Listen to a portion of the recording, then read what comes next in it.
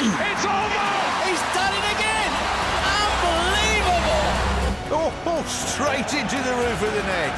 Nice one. Straight down the middle. So a good performance from both teams here today. Hi, you're watching Firstpost. I'm Rupha Ramani. Let's get started.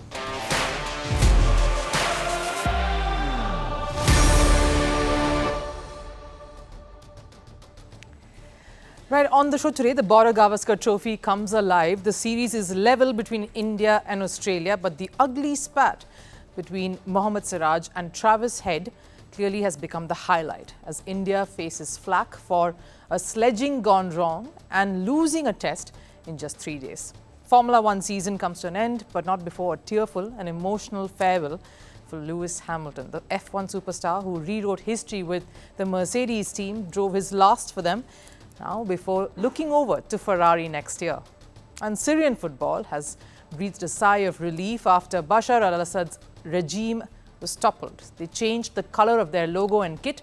How did Bashar al-Assad suffocate Syrian footballing culture? And will they be finally free to follow and grow their dreams? But before that, a look at the headlines on Sports 360. Starting with cricket, England clinched the Test series against New Zealand after beating them by 323 runs in the second Test of the three-match series. Joe Root's 106 helped England set a target of 583. New Zealand were bowled out for 259 in response. Captain Ben Stokes picked 3 wickets to win the match for England. The final Test begins on the 14th of December. At the Under-19 Asia Cup tournament, Bangladesh defended their title after beating India by 59 runs. Put into bat first, Bangladesh posted 198. India were bowled out for just 139. Al-Fahad's Pfeiffer and Maroof Mrida's 4 wickets saw Bangladesh winning their second consecutive title. Moving over to football, Mohammed Salah has been reportedly given an opening offer on contract extension by Liverpool. This comes, of course, after months of speculations over Salah's future with this club. Mohammed Salah, whose contract was set to expire this year, has been key in Liverpool's domination this season. The Egyptian has scored 15 goals and assisted 12 times across all competitions. Manchester United and their director, Dan Ashworth, have parted ways after just 5 months. The decision came after Manchester United's 2-3 loss to Nottingham Forest. Despite Ashworth spending over $230 million on transfer, United are struggling at 13th on the points table. And summing it up with news from Formula One, Lando Norris held his nerve to win the Abu Dhabi Grand Prix over the weekend. Norris's win ensured McLaren took their first constructors' title in over 25 years. Norris lost the drivers' title to Max Verstappen by 63 points.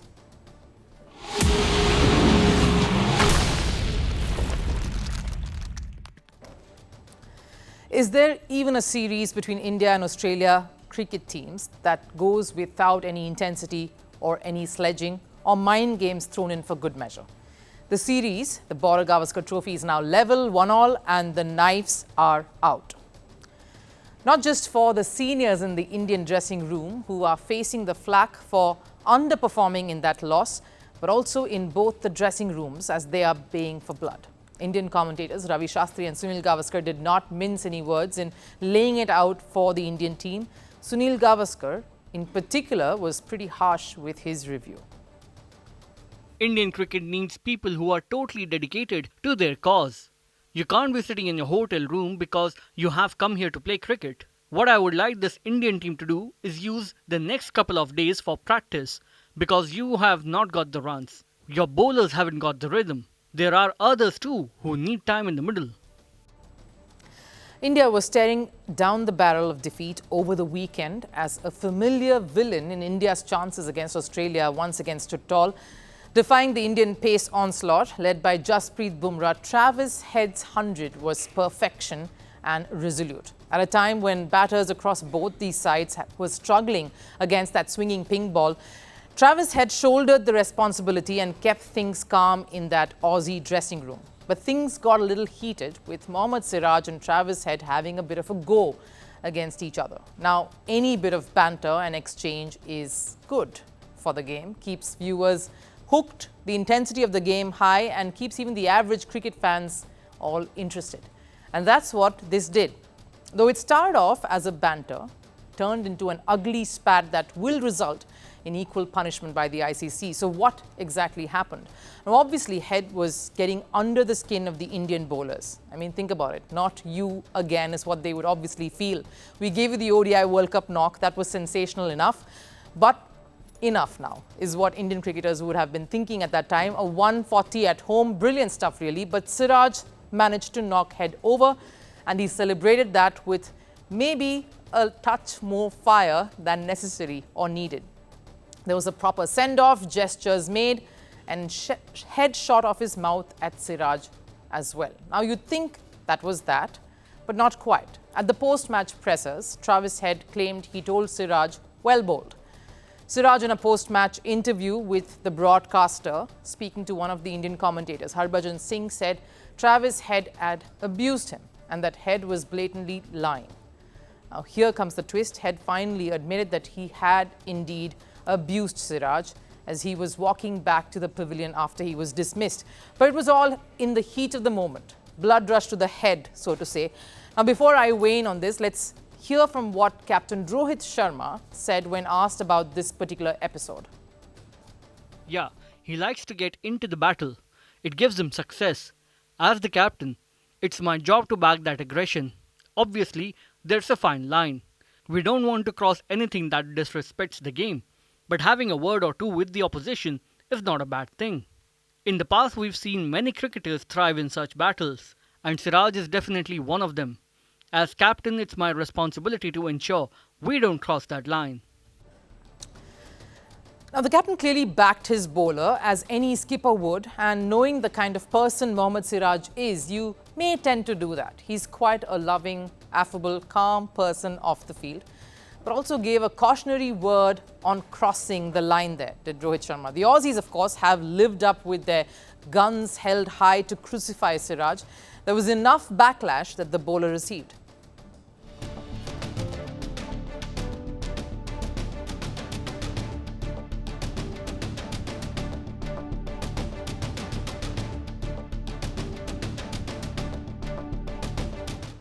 Now, the bowler was booed and jeered for the rest of the test. He was taunted as he came out to bat later.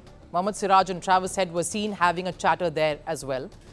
And the Aussie cricketing fraternity has also come out criticising Siraj, saying his send-off was a disrespectful act. I like his competitive nature. He's a fine bowler. I don't like the fact that when he hits a guy on the pads and he thinks he's got him out LBW, he continues to run down the pitch, past the batter, almost gets to the keeper, and then looks around to the umpire to see if he's going to give it out. That's got to stop, and if it doesn't stop shortly, someone might stop it for him and give him a game off. Australia acting like they are the moral police in an area of expertise that they have been headmasters of, sledging. Did Siraj do a little extra? Maybe. Did he get a mouthful in return? Yes. I would call that even Stevens, wouldn't you?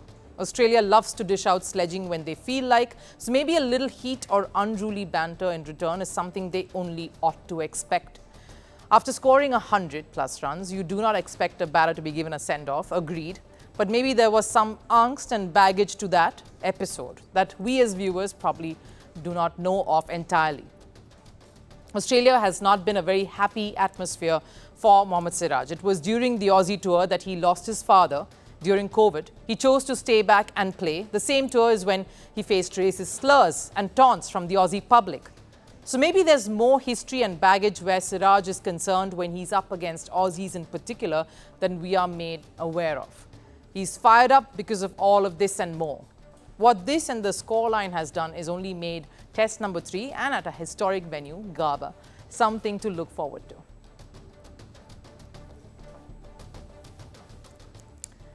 Now, they say legends are built on the back of empires, but empires, well, they're nothing if not for legends. That's the story of Lewis Hamilton and Mercedes, the most successful partnerships in Formula One history.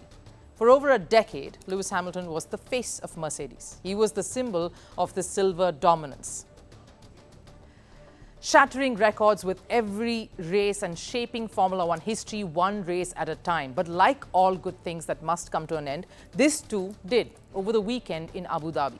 It was Lewis Hamilton's last race with Mercedes, and like every dramatic farewell story that we know, it had a bittersweet start. During qualifying, he collected a bollard left by a Haas, ruining his chances of making it out of Q1 on his final run. He started the grid, in fact, on the 16th position. And after that, it's all about trying to catch up. He drove from 16th to finish in 4th place, even surpassing his teammate George Russell on the last lap. Like Mercedes team principal Toto Wolff said, it was the drive of a world champion. After that, it was time for goodbyes, doing donuts for the last time in a Mercedes car, hugging the team in the garage, and an emotional moment with Toto Wolff himself.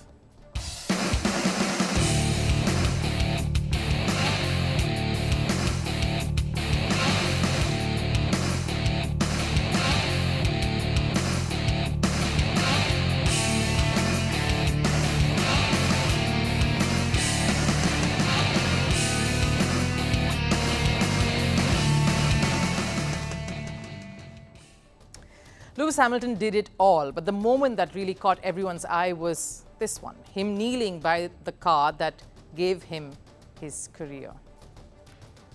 I'm proud of every race, every pole position, every win we've had together, every championship. So when I knelt next to it, I was just giving thanks, firstly thanking my own spirit for continuing to push, thanking everyone that powered and built that car.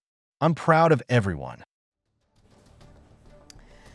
In 2013, when Lewis Hamilton announced his departure from McLaren to join a struggling Mercedes back then, it was met with some raised eyebrows. Why would you leave a team steeped in history and success? That too for Mercedes, whose lone victory at that time felt more like a fluke than a foundation for more to come. But Hamilton clearly saw more. It was about taking the leap of faith, he had said back then. The Hamilton-Mercedes era began with the turbo hybrid regulations in 2014. Once that first engine roared to life, there was really no looking back. Mercedes had a technological edge that very few really could match. And Lewis Hamilton made it better with his relentless precision, raw speed, and a mental fortitude that left other drivers playing catch-up. The numbers, in fact, will tell you the story. 6 world championships, 153 podiums, 84 wins, 78 pole positions. Those are some unimaginable numbers right there. Of course, but Lewis's impact on Mercedes was more than just what statistics will tell you. Behind the scenes, he was a mentor, advocating for diversity and acting like the team's moral compass. The Black Lives Matters protest of 2020 made him a champion beyond the track. Mercedes followed his lead, painting their cars black. A bold statement in a sport that is often accused of being disconnected from the broader social issues, a sport living in its own cocoon. But no partnership is perfect. There were the ups, but of course there were a few downs too. After a controversial finish to the 2021 season in Abu Dhabi and being denied the elusive 8th championship, Hamilton came back in 2022, raring to have a go at it again. But the regulations had changed, and both he and Mercedes struggled in this new era. Hamilton was no longer leading the pack. It is during this time that he mentioned winning isn't everything. For a driver whose career was defined by victories, those words were indeed revealing. He could not be one with the car, and his teammate George Russell seemed ahead of him. A few races did show us glimpses of that old Hamilton that we know, catching up from the back of the grid, but that wasn't enough for a man chasing an 8th title. So at 39, Hamilton has set his eyes on something Mercedes could not possibly give him: a fresh start.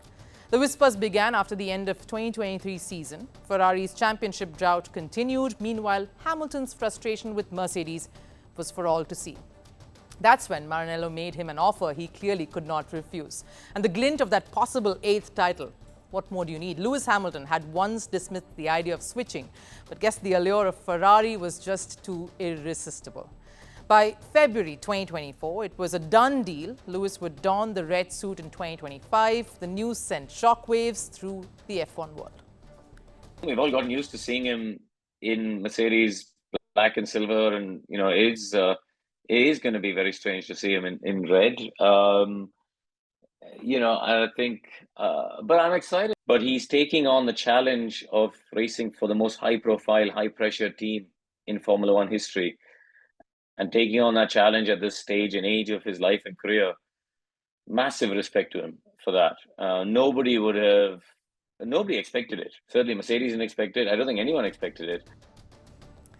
Right, Mercedes too did not take it too well. There were some disagreements and tensions behind the scenes post this, but Toto's words this weekend showed that it was possibly all behind them.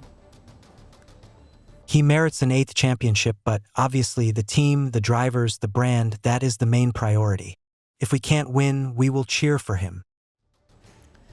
Even as Hamilton steps away, he will still be Mercedes' greatest driver. In many ways, Lewis Hamilton is Mercedes. The factory in Brackley, the engineers in Stuttgart, the thousands working in the garage, they're all a part of his story, just as he is a part of theirs. That will never change. But at the age of nearing 40, Hamilton's story at Ferrari will be one of extremes. If he wins, it will elevate him to a pantheon reserved for sporting immortals. The only driver to conquer with 3 of Formula One's legacy teams. Now, if he fails, it won't diminish his legacy entirely, but will leave many questions unanswered, like what if he hadn't left Mercedes just then? But one thing is certain, the sight of Hamilton in a Ferrari red will be surreal, as it will be thrilling. It is the ultimate challenge that has broken many before him, but Lewis Hamilton is no stranger to gambles. After all, his first one led him to 6 world championships. Syria breathed a sigh of relief after rebels toppled the regime of President Bashar al-Assad. It not only marked the end of a 13-year-long civil war, but also the beginning of a new era and a fresh start for the Football Federation of the country. Syria's Football Association changed the color of its logo and the kit of the men's team from their traditional red to green.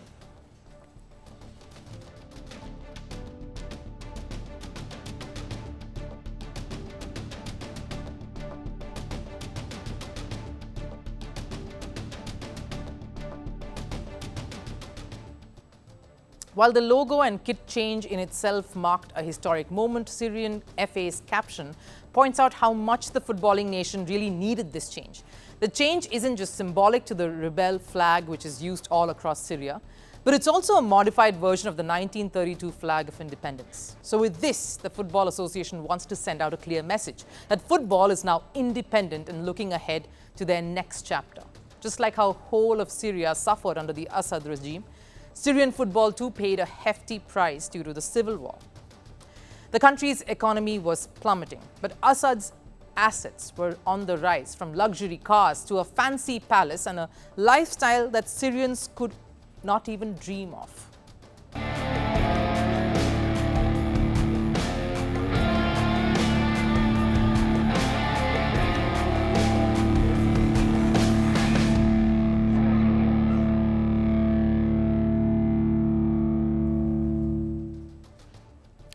The Football Association and its players got little to no support from this regime, which was a pattern in the 6-decade-long dynasty rule of the whole family. The nation was struggling, we knew that. The sports structure was slowly getting stifled. The anti-Assad protests began as early as 2011, and the civil war too impacted the football in the country. The Football Association was already struggling, the local clubs in financial ruins for over a decade now. Some haven't even been able to pay their players' wages. And while the league still managed to breathe and stay alive, the stop and start seasons were of no help.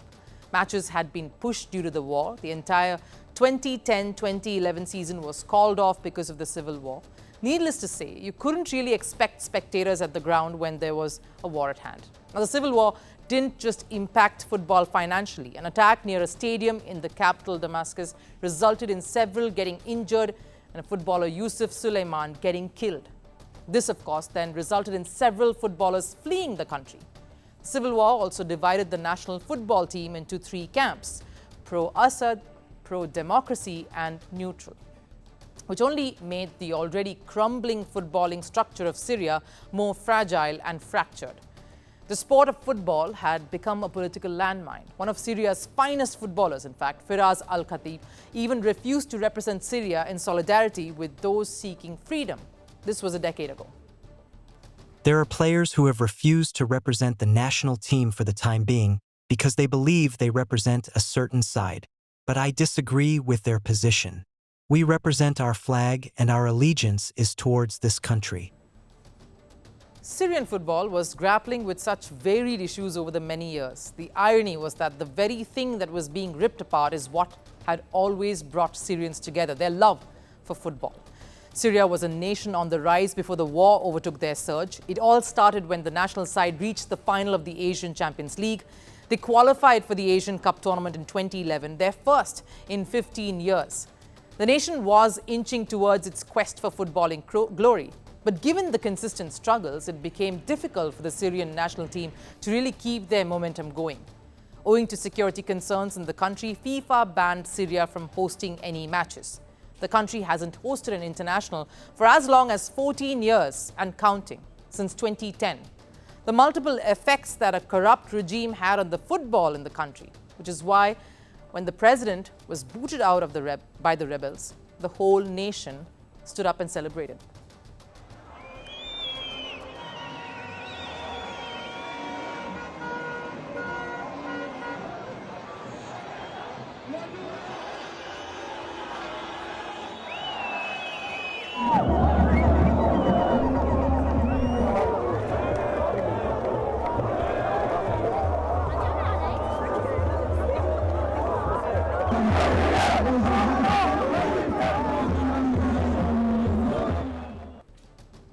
Despite zero support, despite all the obstacles, Syria continued to show some glimpses of their potential of late. They reached the round of 16 at the AFC Asia Cup earlier this year. They've beaten the likes of India to clinch the Intercontinental Cup. So clearly the Syrian spirit showed that they can continue the fight for a sport that they love. They reached the second round of the AFC World Cup qualifiers. Had the situation back home been any different, you'd think they would have progressed further. Because the only thing that has been standing tall through the turmoil of decades has been the spirit of the Syrian footballers. Their only intention is to give the football-crazy nation some joy. And with Assad's fall, the green of Syria also represents the freedom of football, the kind of football that is ready to take on the rest of the world. Time for last serve. Christmas is just over 15 days away, but at Val Thorens, the highest ski resort in France, the extreme snowfall is already giving Christmassy vibes. Watch ice cross event athletes dominate the opening round of the World Championships.